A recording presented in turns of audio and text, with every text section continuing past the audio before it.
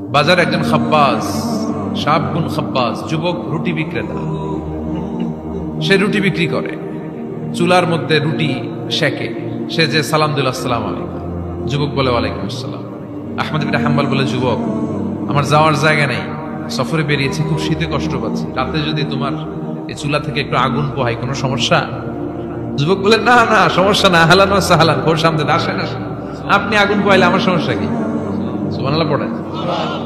আল্লাহ শুকরিয়া করে উনি বসলেন আর আগুন পোহাচ্ছেন, আর খেয়াল করলেন যুবক রুটি বানায় আর পরে আস্তাগফিরুল্লাহ, রুটির দলা বানায় পরে আস্তাগফিরুল্লাহ, খামির বানায় আর পরে আস্তাগফিরুল্লাহ, রুটি নিয়ে উনুনের ভিতরে চুলার ভিতরে সেকা দেয় আর পরে আস্তাগফিরুল্লাহ, দোকানদারের কাছে কেউ আসলেই সে রুটি দেয় আর পরে আস্তাগফিরুল্লাহ, ক্রেতার কাছ থেকে টাকা নিয়ে ক্যাশ বক্সে রাখে আর কি পড়ে, আবার রুটি বানানো শুরু করে আর কি পড়ে, খালি এটাই পড়তেছে। ইমাম আহমদ ইবনে হাম্বল তো অবাক, কি রে এটা আবার কেমন যুবক, খালি আস্তাগফিরুল্লাহ।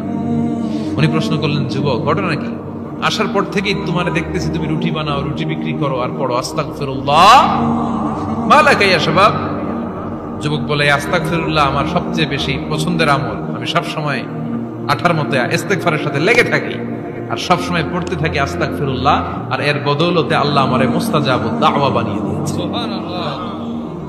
আহমদ ইবনে হাম্বল তো অবাক, আনতা মুস্তাজাবুদ দাওয়া, তুমি মুস্তাজাবুদ দাওয়া রুটিওয়ালা? আমি এত বছর হাদিস পড়াই, আমিও তো মুস্তাজাবুদ দাওয়া না, আর তুমি রুটি বেচো বাজারে, তুমি মুস্তাজাবুদ দাওয়া, তুমি দোয়া করলে সব কবুল হয়ে যায়? যুবক বলে, না আমরা মুস্তাজাব, আমি আমার জীবনে যত দোয়া করেছি কবুল করে নিয়েছে কে? আল্লাহ। সব দোয়া কবুল করে নিয়েছে আল্লাহ, একটা দোয়া ছাড়া। কয়টা? আহমদ ইবনে হাম্বলের কৌতূহল, কিউরিয়াসিটি আরো বেড়ে গেল, কি সব দোয়া কবুল হয়েছে একটা দোয়া ছাড়া? মাযালিকা দুআ ইয়া শাব, কি সেই দোয়া? যুবক এবার বলতে শুরু করলো, আমার জীবনে যে দোয়াটা আল্লাহ কবুল করে নাই সেটা হচ্ছে, আমি আল্লাহর কাছে অনেক চেয়েছি, অনেক দোয়া করেছি যে আল্লাহ, শুনেছি এই জামানার সবচেয়ে বড় মুহাদ্দিস, তার নাম নাকি ইমাম আহমদ ইবনে হাম্বল, আল্লাহ তোমার কাছে আমার চাওয়া, আমি যেন এই ইমাম আহমদ ইবনে হাম্বলের দেখে মরতে পারি, আমি যেন ইমাম আহমদ ইবনে হাম্বলের হাতে হাত রেখে মুসাফা করতে পারি আর তার কপালে একটা চুমু এঁকে দিতে পারি।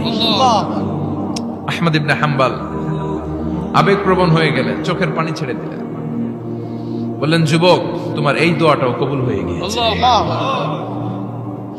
আহমদ ইবনে হাম্বলের দেখা সাক্ষাৎ পাওয়ার জন্য আহমদ ইবনে হাম্বলের বাড়িতে তোমার যাওয়ার দরকার নাই, আহমদ ইবনে হাম্বল তোমার দরবারে ছুটে এসেছে। আনা আহমদ ইবনে হাম্বল মুহাদ্দিসুদ দাহর, আমি নিজেই আহমদ ইবনে হাম্বল।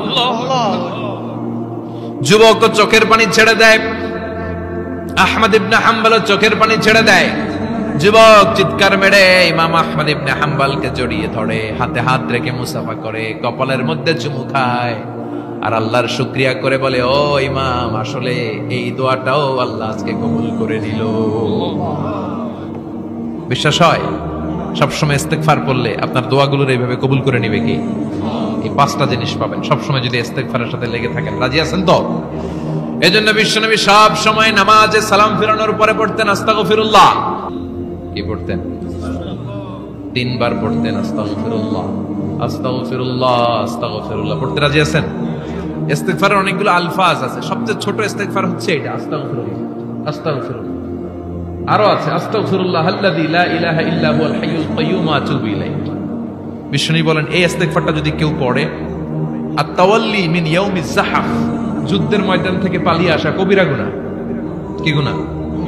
বিশ্বনবী বলেন, যুদ্ধের ময়দান থেকে ফিরে এসেছে এরকম কবিরা গুনাহ অবলম্বনকারীও যদি আস্তাগফিরুল্লাহ আল্লাযী লা ইলাহা ইল্লা হুয়াল হাইয়ুল কাইয়্যুম ওয়া আতুবু ইলাইহি পড়ে, ওই কবিরা গুনাহকারীকেও ক্ষমা করে দিবে কে? পড়তে রাজি আছেন তো? আবার সাইয়েদনা আবু বকর বললেন, ইয়া রাসূলুল্লাহ আল্লিমনি দুআআন আদউ বিহি ফি সালাতি, এমন দোয়া আপনি আমারে শিক্ষা দেন যে এই দোয়াটা আমি নামাজে পড়তে পারি। বিশ্বনবী বললেন, পড়ো আল্লাহুম্মা ইন্নী যালামতু নাফসি যুলমান কাসীরান ওয়া লা ইয়াগফিরুয যুনুবা ইল্লা আনতা ফাগফিরলি মাগফিরাতাম মিন ইনদিক ইন্নাকা আনতাল গফুরুর রহিম। সুবহানাল্লাহ পড়েন, এটাও ইস্তেগফার। আমরা এটার বলি দোয়া মাসুরা, সালাম ফেরানোর আগে পড়ি না? যেখানেই ক্ষমা চাওয়ার কথা আছে ওইটারই কি বলে? ইস্তিগফার। আল্লাহুম্মা ইন্নী যালামতু নাফসি, আল্লাহ জুলুম করেছি, জুলমান কাসীরা, অনেক জুলুম, ওয়ালা ইয়াগফিরুয যুনুবা ইল্লা আনতা, তুমি ছাড়া এই গুনাহ ক্ষমা করার তো কেউ নাই। ফাগফিরলি মাগফিরাতাম মিন ইনদিক, তোমার দয়ায় আমারে ক্ষমা করে দাও। ইন্নাকা আনতাল গফুরুর রহিম, তুমি হলা ক্ষমাশীল। ঠিক কি না? এটাও ইস্তেগফার, এটাও করবেন। আর এই সব ইস্তেগফারের শ্রেষ্ঠ ইস্তেগফারের নাম সাইয়্যিদুল ইস্তেগফার। যত ইস্তেগফার হতে পারে এর মধ্যে সবচেয়ে শ্রেষ্ঠতম ইস্তেগফার নাম কি? কথা কন। বুখারীর বর্ণনা, শাদ্দাদ ইবনে আউস রাদিয়াল্লাহু তাআলা আনহু বর্ণনা করেন, এই সাইয়্যিদুল ইস্তেগফার দিনের বেলা যে পড়বে ওই দিনে মারা গেলে সে জান্নাতি। এই সাইয়্যিদুল ইস্তেগফার রাতের বেলা যে পড়বে ওই রাতে যদি ইন্তেকাল হয় ওই লোকটা জান্নাতি।